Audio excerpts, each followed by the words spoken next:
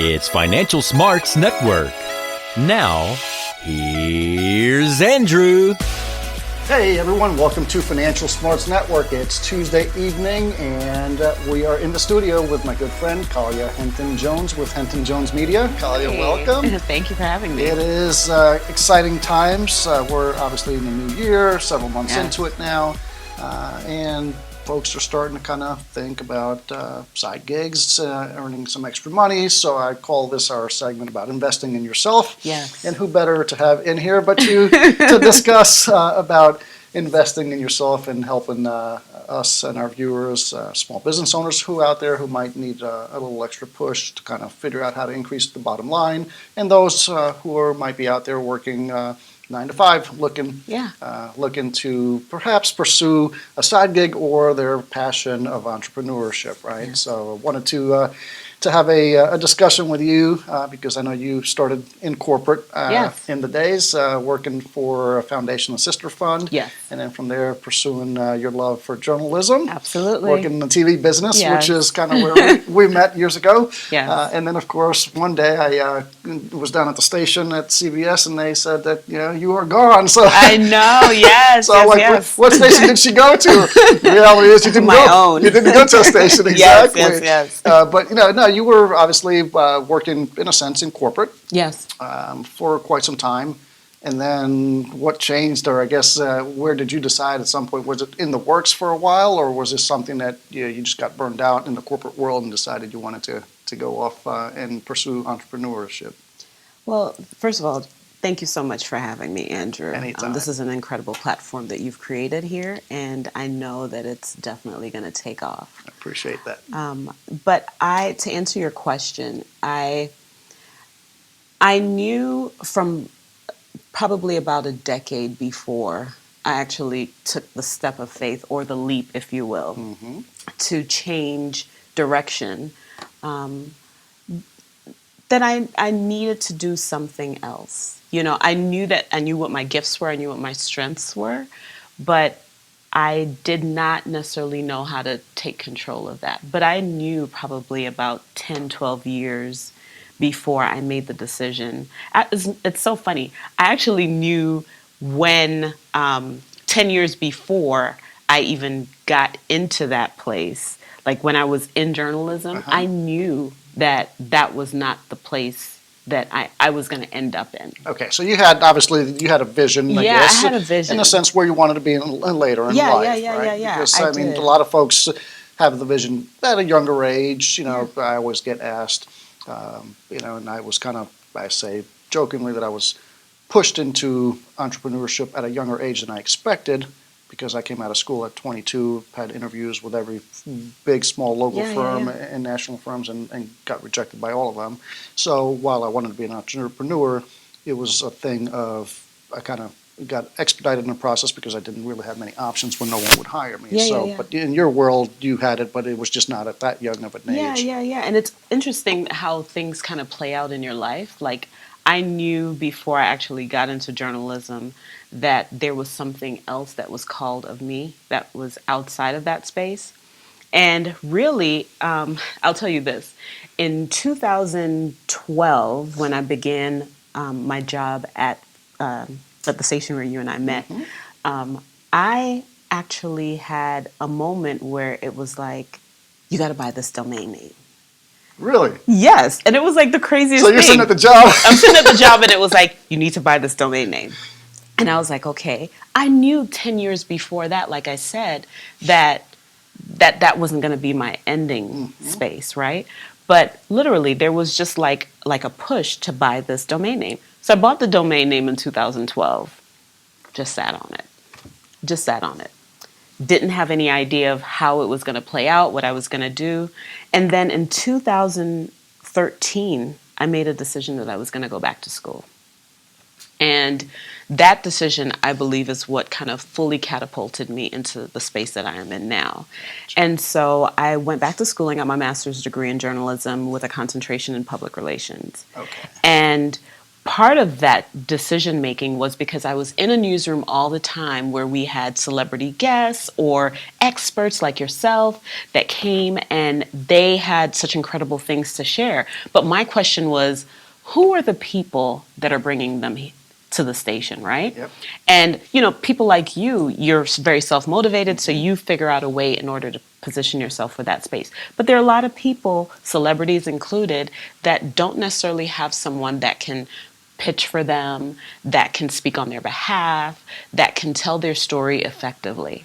And that was the thing that drew me in. Well, a lot of people don't have the ability to pitch for themselves. Absolutely. And a lot of people just don't have the time. In Yeah, some absolutely. Sometimes the demographic is on one side or the other, and a lot of times it's both, right? They don't know how to, or they don't have the skills or the knowledge or the time. Or the time, absolutely. So it was that's interesting. true. So you'd see people like us coming in. Yes, and I'm just you're like, how did Andrew get in here? Never. But I think what is interesting is that most people would say to me, as a journalist, they're like, you have like the coolest job. You get to put things on television. From the outside, from the outside, right. I'm thinking, I'm coming in, I'm like, Kaliah's, this is a cool job. Yeah. She's doing all this cool stuff. Reality is, it's a job. Yes. At the end of the day, you still have to do your job to make your paycheck. And it can be stressful. Obviously, I've seen the environment on the inside, so it can be a stressful. High stress environment. High stress environment. I used to always say, we're not doing brain surgery, but that the level of stress and timeliness, deadlines, it's tantamount to that, so. But yeah, absolutely. I made the decision after 2014 that I was going to go back to school. And that decision, like I said, just kind of set off a chain of actions that brought me So here. did you, I assume, of course, that you were probably going to school, some evening classes like many do when they're in the corporate world or even entrepreneurs. So you're still working in the field, going to school, with the plan, obviously, your exit strategy to start up Henton Jones Media. Yes. So how long, was the part of your planning phase of doing that was going to school? Yes. But of course, there's also the financial component of slowly trying to transition. Transition, right? absolutely. I think that's one of the obstacles that many people face. They're working a corporate job. It might be a good paying job. Yeah. But the reality is, I know we've had conversations outside of being on set of how a lot of times people are burned out or flat out miserable with what they do, right? They're good at what they do. They make money, but they're truly not happy. Absolutely. And in life, it's, you got to find your purpose. And if you're really not happy with what you do, then it's just really, that's all it is a job. It's when you love what you do that it's kind of effortless in a sense. Yes. And the thing is, it's when your passion meets your purpose. Yes. Yeah. Right? So when your passion meets your purpose, it's almost like something cosmic happens because it doesn't matter the time that you spend doing it. It doesn't matter the challenges that you face. You do it anyway because your passion has met its purpose, right? So I got to a place where I knew what my passion was, but I was searching for what my purpose work was going to be. And literally one day I was in the newsroom and there was this woman that came in.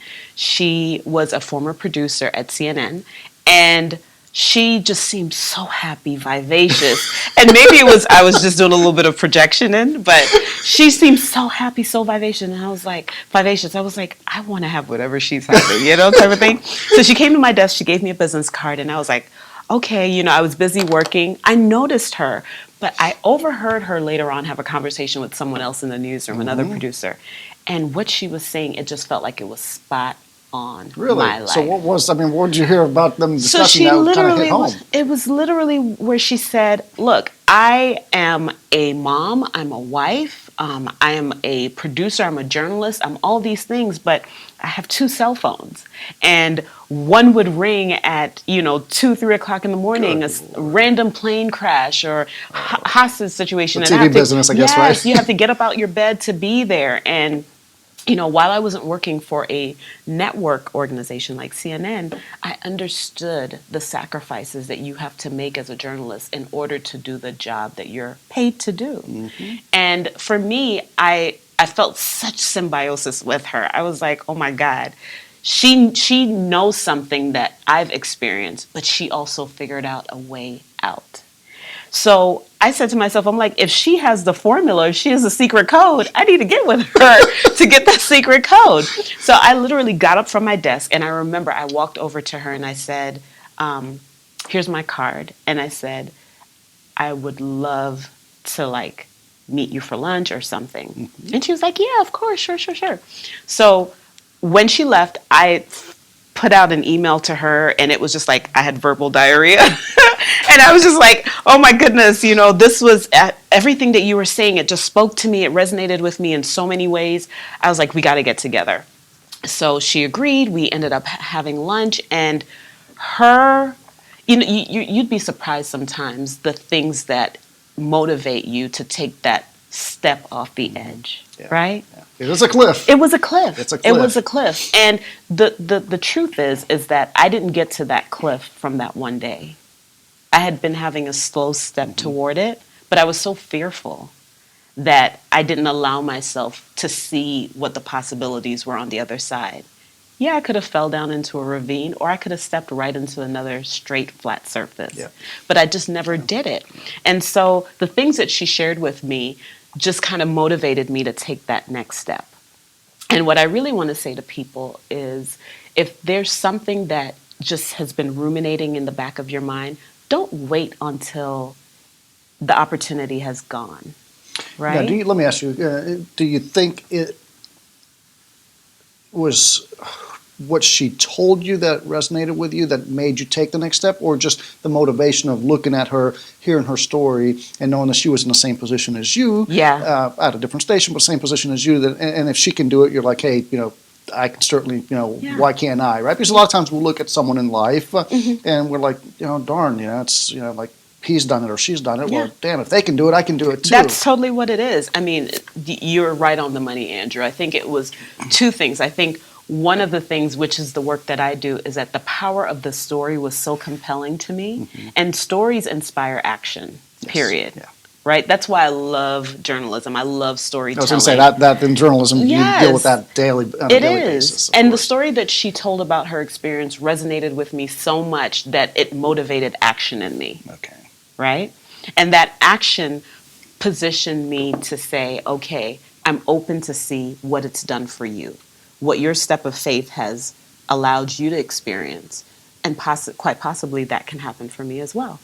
So yes, I think it was a little bit of both. Okay, yeah, because I get that all the time. People ask me, of course, 25 years in business, how'd you do it, how'd you get started? But, I was just on the opposite spectrum, as I said earlier, where I kind of feel like I got pushed, into the hurricane in a sense at a young age, because there was really not too many options. So, when you go through 5, 10, 15, 20 interviews and no one hires you, you're going to either take it two ways, that you're either not good enough in life, or that you just got to figure out how to survive in life, right? And I started pre-internet days where it was really out there hustling.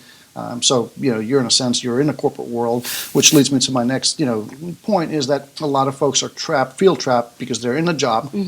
They've been there. They've got the secure income in a sense. I guess if you could call anything secure these days, because nothing's really guaranteed.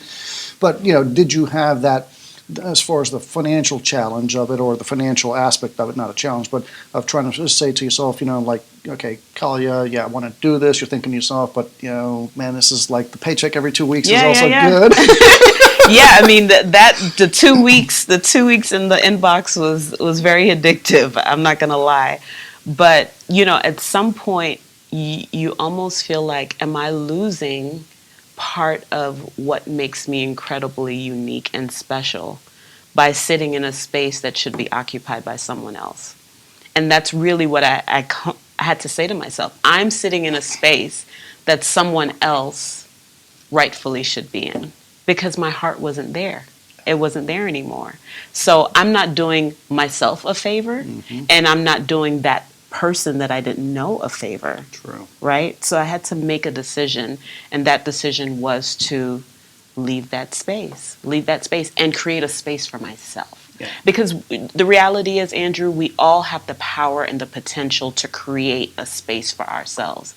We're born with innate gifts, and those gifts are added to us or increased as we go through our life's journey. The thing is, we're so consumed with being so busy and so plugged into what someone else is doing that we do not recognize that thing within us, Yeah. that bright shining star. Well, and so, I just It's basically recognizing stepped out. that and then figuring out how to cultivate it, in a sense, make it work for you versus just knowing it's there. Yes. Like I'm good at this, but I'm scared to tap into Yeah. it, in a sense, right? Yeah. So we're going to take a quick break. And when we come right back, we're going to continue on with Kaliah's story. And you're going to learn more about PR, public relations, if you're a small business owner, folks, how to cultivate that and get your business to the next step as she has done with hers. So we'll be right back after this quick break.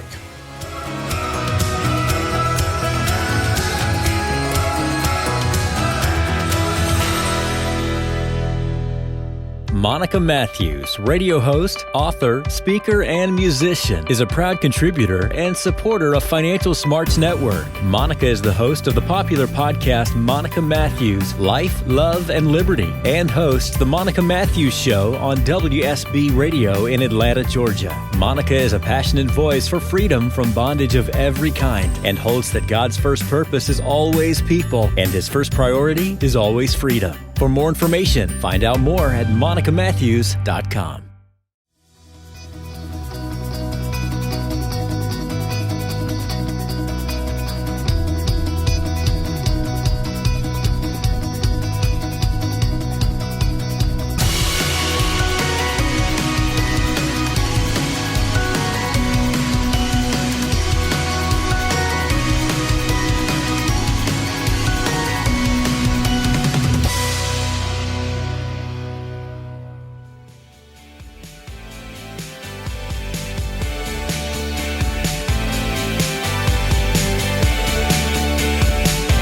Hey, welcome back from break. We're here on set, continuing on with Kaliah. Yeah. And before we went off to break, we were talking about the transition that the aha moment you had and trying Yes. to plan for that big moment, right? Because a Yeah. lot of folks are in the corporate environment, Yeah. wanting to do something else. Sometimes it's just a small side gig to earn extra income Yeah. so they can make ends meet. Other times it's someone burned out. Kind of like you said, you were finally at a place where you knew that you were taking someone else's spot. Yeah. So the important component to all of this, of course, knowing that, because I've worked with many folks who have transitioned, is figuring out how you're going to pay the bills. Yes. Because reality is the bills don't stop coming just They because don't you stop decide to leave your coming. job, No, right? No. Yeah. The purpose is different from the paycheck. You know what I'm Yes, saying? yes. So, yes, you're absolutely right about that. Yeah, because I've heard people say, well, this is my purpose and my passion in life. I'm like, yeah, but that passion is not really going to pay those bills. Absolutely. In your case, you were onto something, Yeah. of course, that would pay the bills. But where, from the time, of course, as you said, you had, 10 years prior, you were kind of thinking about it, not really in full force, but then you had the aha moment when the former producer came by the station. Yeah. So once you decided that this is what I'm going to do, and I really don't belong here in a sense, right, because I'm burned out, it's just I serve no purpose to the station or to myself here. How did you start planning for the financial transition? So that's a great question, Andrew. And one of the things that I did initially was I figured out a way to align what it is that I wanted to do with what I previously did. Okay. So it wasn't like, I was working in television and I decided I was going to be an MD. I don't want to kill anybody. But, I made sure that whatever it was that I was transitioning into was something that I was innately connected to already. So I was able to utilize the network that I had previously set up in my television days and transition that into my PR role. Okay. And so that is one of the biggest things that was very helpful to me. And it helped to boost my business because I already came with a list of contacts. I wasn't necessarily building contacts from the ground up. But you still had to build a business. though. Yes, but I still had to build a business. So two different absolutely. things. You have the contacts, you have the network, but you Yes. still have to execute to transition those contacts into viable Money. leads and money, right? Right. Exactly. So Yeah. did you, was it a situation where you were able to kind of start working on those contacts and those leads in a sense while you were still at the job? Or was it one of those situations where you're comfortable, like, okay, I have enough money saved up, I can make the transition, I know I can go 3 or 4 or 5 months with Absolutely. savings? Yeah, absolutely. So that was one of the things too. My husband and I really sat down and we said, okay, look, this is going to be a change in our monthly income. And so thank God for my husband. He was very forward thinking in not only believing in me, but also believing in the purpose of what I was doing. And so, we had the money set in place to carry us through. And so it gave me enough time to build traction and grow those contacts and also extend to clients and also go out and be able to share my form or my style of business and networking with others as well. So it gave me a good running start. So that's an important thing is whenever you're transitioning from your typical corporate environment or just whatever your job has been and you're moving into a new space, try to make sure that you take whatever skills or knowledge that you can take with you that's not company owned, take with you so that you can position yourself for excellence when you get into the space that you're creating for yourself.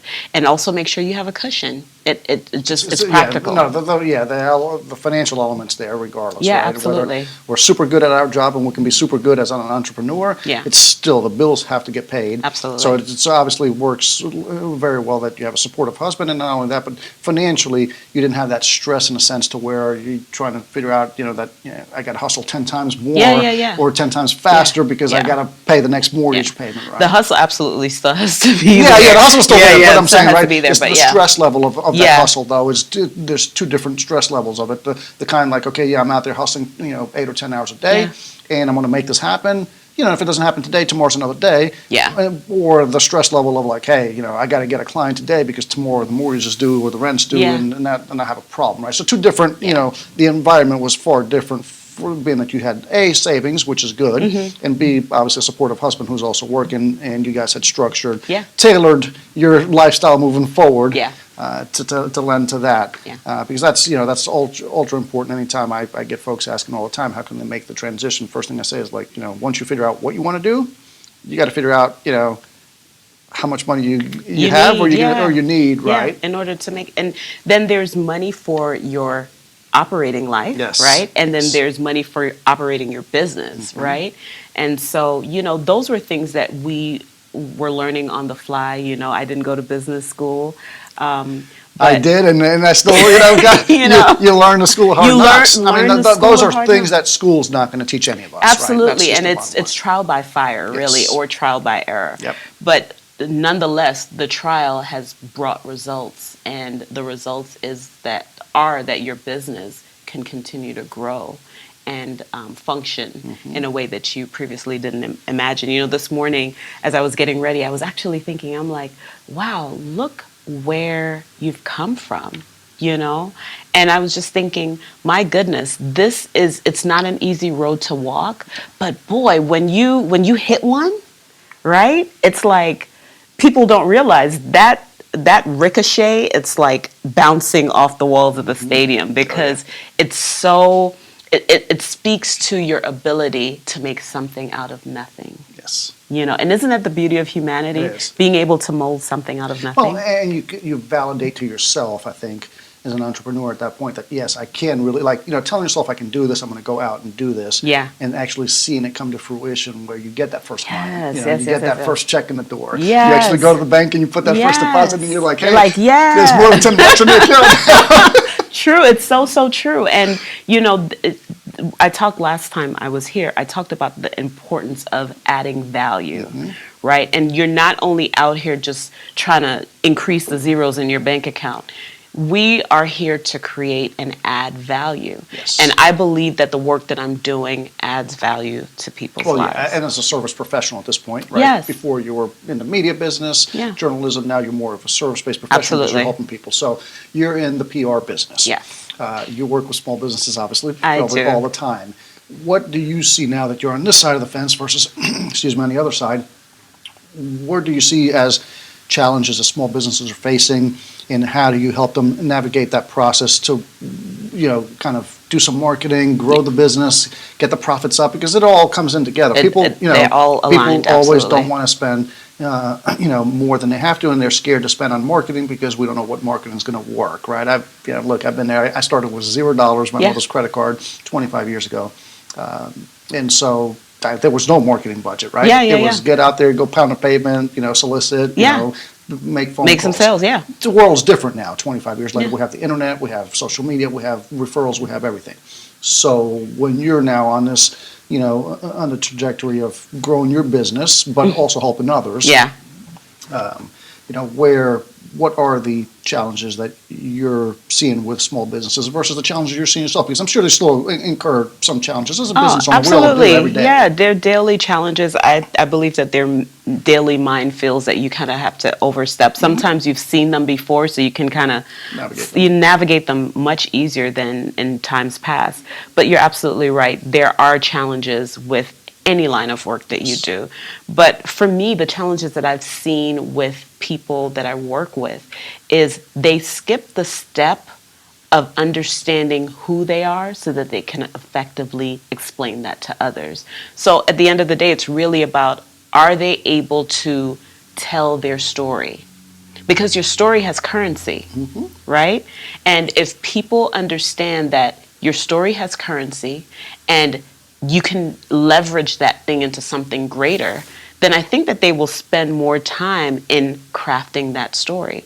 So many times when people start businesses, they're so focused on the bottom line. Yes. They want to get the brick and the mortar or set up the website. They want to, get that first sale, or they want to sell that product or whatever it is. Well, and a lot of times they're just so desperate because yeah. they're leaving out of the corporate world without a whole lot of savings or Yes. even operating capital. And so that the clock is against them. Yes. So And that's they why I have said the to- stress level for you was there's two Yeah. different environments, two different levels of stress with Yeah, that. it's crazy the amount of stress that people feel. So they feel like they got to get there. They got to get to the end before they even fully go through the process of the beginning. So one of the things I often advise my clients to do is take a minute and think about your story. Think about that one person that you're going to impact. And what story are you telling them so that they feel comfortable with parting with their dollar to Interesting. be in relationship with you? Yeah, exactly. Absolutely. Spend the money with you. And really, it is about the story. I mean, when we watch commercials about, children who are, dealing with issues of cancer or hunger or whatever it is, we are not necessarily compelled by just seeing the images. We're compelled by hearing their stories. Yes. Because somewhere inside of us, we're like, I don't want that to happen to my child, or I don't want that to happen to me. So how can I allow someone else to endure that as well? So story is very, very important. And so what I notice a lot is people skip the part of who they are and being able to effectively communicate that to the rest of the world. Of course, yeah. And then Yeah. that makes it even more difficult to translate into dollars, of course, to increase Yes, the bottom yes, line. yes. So someone who's, a small business owner, obviously, you're the expert in PR, so you're privileged to the fact that that's what you do for a living. You don't have to worry about that aspect of it. But, lots of small business owners in our audience that watch every week. What should they know? If they're on a limited budget, they're a small business, whether they're brick and mortar, working from home, they want to kind of increase their sales maybe 10, 20%. They know that what they have to do, but they just don't know the component of putting it together.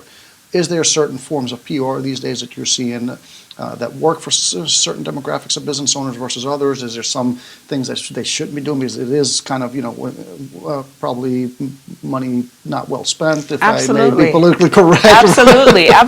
Yeah, there's so many things available to us as opposed to 20 or even 10 years ago that we don't necessarily have to spend the big dollars in order to attract the kind of audience that we want. There's simple steps that we can take. One of which that I always advise my clients to do is, sometimes they want to pitch directly to the media. And I say, before you pitch, you have to develop a relationship with people. Or else the email that you're sending I know that all too well. is going to go right into a trash can, right? So you have to make sure you develop relationships with people. And oftentimes we're so consumed with getting to that dollar sign that we skip the relationship building component of it. And the relationship building component is so important because it drives the back and forth. It's vital. Right? It's vital. It's It absolutely really is. vital. I mean, I've seen in my years of being able to get on TV, and I started by pitching myself. Yeah. I still do, but it's just you can see when you have relationships with Yes. people in the business. It gives you access. I mean, instant I could access. speed dial someone and be like, Yeah. hey, I think this would make a great story. And if they like it, I'm on, right? Yeah, And if they don't, absolutely. be They'll like, say, "Andrew, look, it's can you probably-" be here on Tuesday? Exactly. Right, yeah. So it's having relationships. And that Relationships. goes beyond just marketing, but everything in life, if you're going to be a professional, or an entrepreneur, those relationships, being able to call and, ask Yes. for, for this or a favor for that. But so that's, I wholeheartedly agree with the relationship there. So that obviously, if you can do it yourself, doesn't cost a whole lot of money. But not everyone's good on TV either. So Yes. someone may not be looking to necessarily be on TV. Right. I like that sort of stuff. Yeah. Or it's a matter of getting your information out there, because you may not want to be in front of the camera, Sure. like you said, but the fact of the matter is you have a story, you have a message, and you want to get it to a wider audience. So in order to do that, you need to develop relationships with the people who are making decisions about what is put out into the atmosphere. And so I definitely think relationship building is another one. I also think another thing that you can do is utilize the simple platforms that are available to you. Facebook, Instagram, all these are easy platforms. Yes. And you know what? People get discouraged because they post something and it gets 3 likes or it gets 0 likes. But what I will say is you're present, right? Yes. It's Well, it's different to be present. You're the expert, so I won't take into your territory, but it's creating a brand, right? Absolutely. And it's a slow progression. It is a You're not slow going to be a progression. brand. I mean, Coke didn't form overnight. Overnight, IBM, no. None of these companies formed overnight to where they were, household names. Yeah. I think we forget that as small business owners. We just expect instant results. Yeah, because we're also in an instant gratification society, Yeah, which is yeah. a totally different conversation.